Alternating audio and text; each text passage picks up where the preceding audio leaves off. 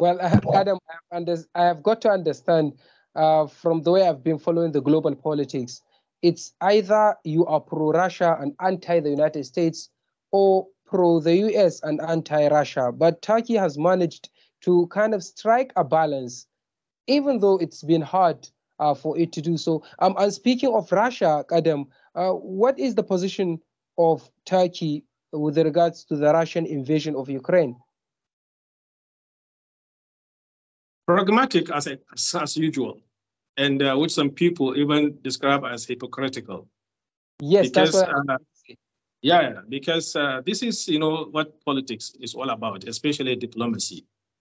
Turkey is not necessarily in support of what Russia did in Ukraine, but because of Turkish strained relationship with the West, and the United States in particular, it is kind of showing understanding and support to Russia on many fronts and on many issues. This is including its invasion of Ukraine. Just to spite the United States and the West in general.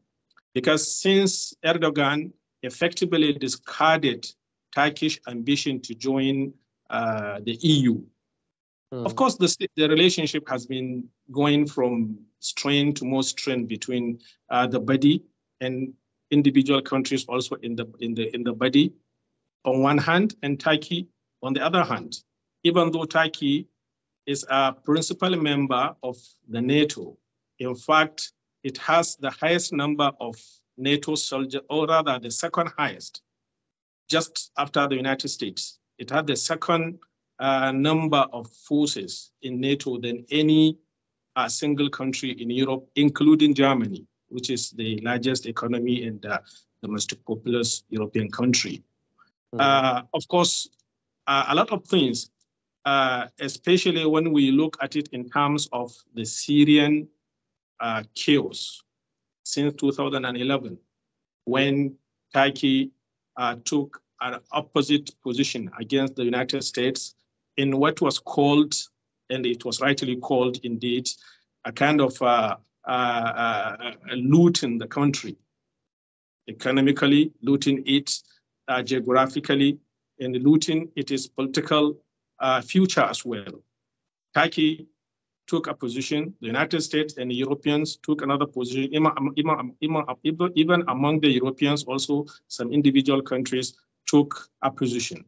The United States has always been supporting the PKK, that is the Kurdish so-called, they call them separatists, whatever. That has always been a bane in Turkish-United States relationship. But it escalated, or rather started to escalate, especially after the 2011, because there has always been even military skirmishes between, more military skirmishes to some extent to that went to the extent of full confrontation at some point between Turkish forces and the PKK, who are using have been using the US supplied arms. Turkey is officially an ally to the United States.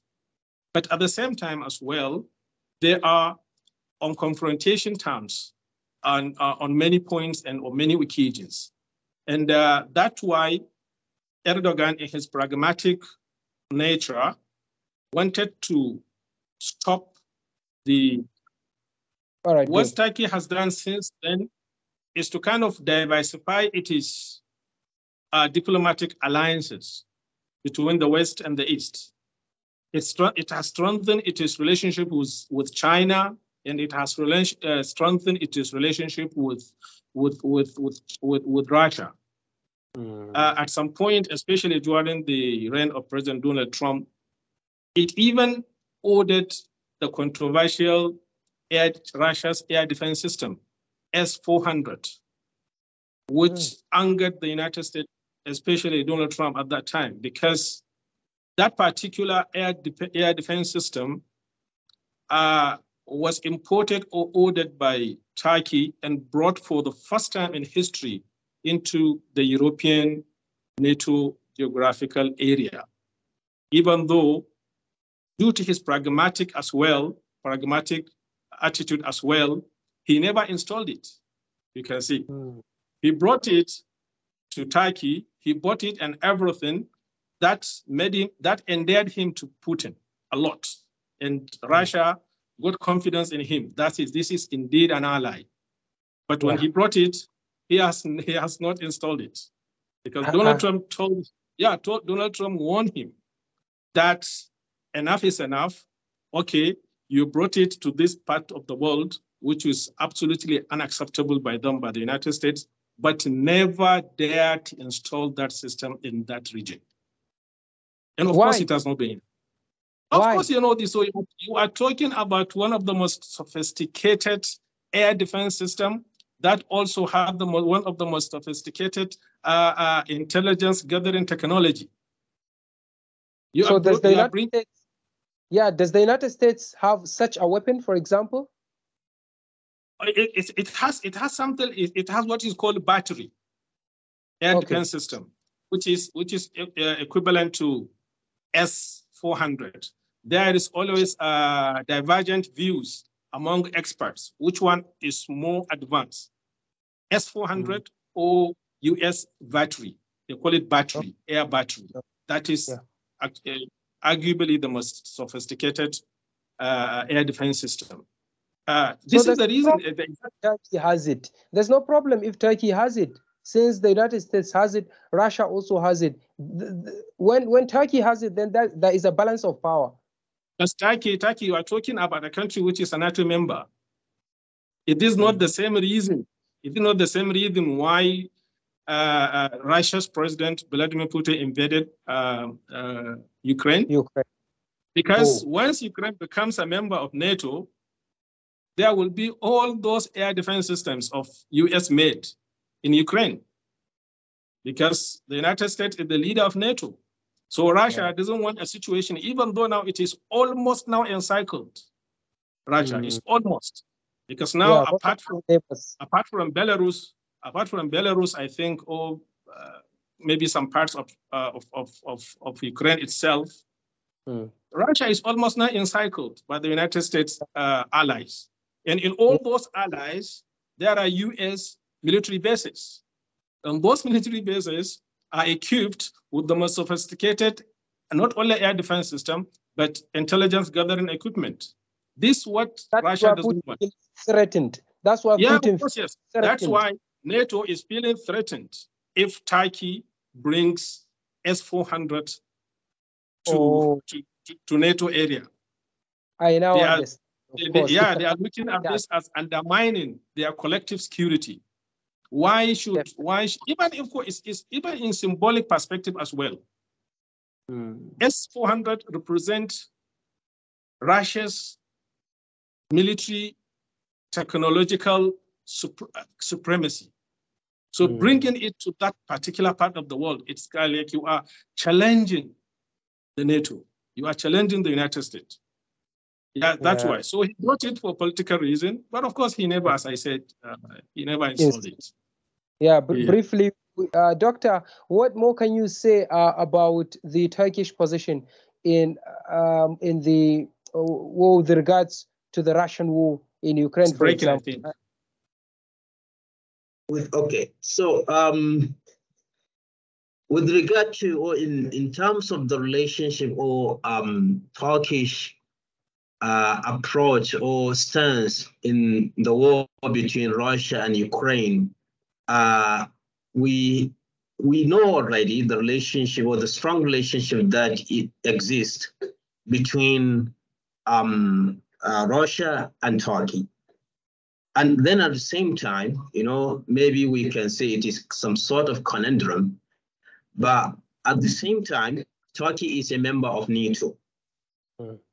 So we can see it gives Turkey some form of security, because it put it in a position whereby you cannot, you cannot do with, first of all, you cannot have it too close, and you cannot send it too far. So it has to be somewhere kept close, okay, but not too close. So that is one thing that we have to bear in mind. Turkey has been playing its role also in making sure that it doesn't really do something, even though it is a member of NATO, it doesn't do something that angers or that strains its relationship with Russia. We have seen how it has been blocking, for example, even though, of course, it has been doing that even before the current war between Russia and Ukraine. But we have seen how it has been blocking the membership of Finland. And US, even recently, we have heard about how US has been threatening, in fact, literally threatening Turkey with some form of punishment if it doesn't allow the membership of Finland. But that is the problem now. The more you cross into those kind of waters or those kind of areas politically, then the more you are creating a problem. And Turkey understand that. Now, what caused the war between between Russia and Ukraine is historically Ukraine is part of Russia, historically. And if now you bring NATO into Ukraine, then you literally have NATO inside Russia. And what does that say about the future survival of Russia itself? It's like, for example, what China has been resisting about Taiwan for all these years, for almost over a century, because the moment you accept the United States or any other major power to be in control of Taiwan, then you are not guaranteed your own security. Your survival is under risk. So the same thing now, if you allow Finland to be part of NATO, then what else actually is left for Russia? That means Russia, as Mr. Qaddam was mentioning earlier, then Russia is totally encircled. And that means, of course, it doesn't have, that will strip it from any kind of political leverage, because the international politics or the global politics is a game of chess. When you realize that in security-wise, you are at a position of disadvantage, then you have no voice actually to make any demand or even to kind of threaten other powers or other countries that are probably threatening you also as well. So this is something that really we have to keep in mind in terms of how Turkey is involved or is related to what is going on between Turkey, Russia and Ukraine. Okay, finally, Qaddam, is Erdogan going to win the second round of the election or what? Yeah, probably, to be honest, because the equation favors him a lot. Even though it has not been easy, and it will not be easy actually for him. But looking, I think, because now what's going to apply is the majority votes, and he already has more than 2 million vote more than his opposition counterpart.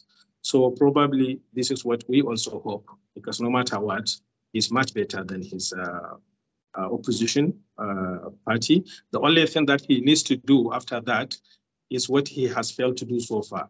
That is to build a political line of succession. Because the man now, he's 69, going to 70, definitely aging. There is a need for him to groom a political line of succession. Because the fear is that once he's gone, it is like among all his subordinates, there is no one with the same charisma and the political ability to be in his foot.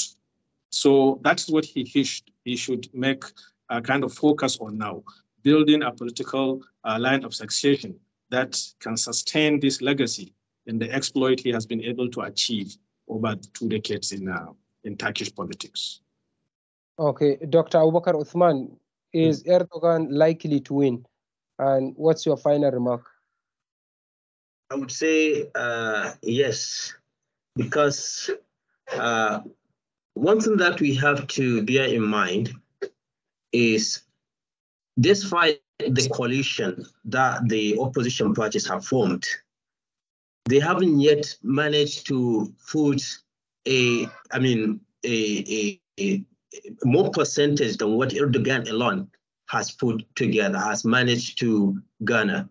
This is actually in itself telling you that he alone, standing alone, is more powerful politically than all the opposition put together. Because as you have mentioned, he has already garnered over 49 point something %, if I'm not mistaken, right? So, and the opposition put together, they only have around 44, not even up to 45%. Now, if the percentage is much closer, like 48, 49, then we can be able to say that, okay, there is more likelihood that they take over after the rerun. But with this, and also another important factor that we need to bear in mind is the power of incumbents.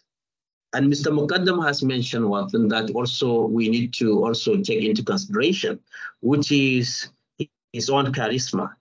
Of course, this has waned over time, and this is something that is very natural in the field of politics. After you stay for long, then people start to become tired of you, and they will start yearning for change. And that is what is happening there. Of course, there are many factors, socio-economic factors that haven't been in his favor. And these factors like the economy, which of course has, we all know how the Turkish economy has been hit hard in recent years. So all these factors, of course, are some of the factors that have affected the result in the first place.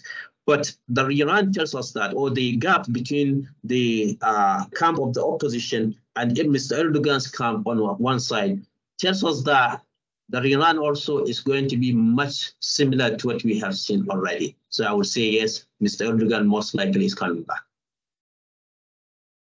Well, thank you very much indeed to both of you, Mohammad Qaddam Sidiq Isa and Dr. Abubakar Uthman Abubakar, for being on my show. I hope you have enjoyed the interview. Qaddam. Yes, yeah, sure, of course, yes. It's very nice indeed. Yeah. Doctor. It is quite a pleasure, to be honest with you, and I have learned also quite something from Mr. Qaddam. So yes. So thank you very much for convening this, and it is always a pleasure. Yeah, and I will definitely look forward to hosting both of you again whenever we have another hot issue to discuss, inshallah. And I hope you will be able to answer. Sure. Very much indeed. On behalf of everyone that has contributed to the production of the program, Dr. Abubakar Uthman Abubakar, thank you very much for recording from Malaysia, and Mohammad Qaddam Sidiq Isa, thank you for joining us and for all your analysis and your erudition and your education as well. Thank you very much. My name is Umar Isa Dandago. I'm saying goodbye and see you very soon. Okay, thank you very much. Okay, Doctor, thank you very much. All right, thank you. I'll see you again. All right.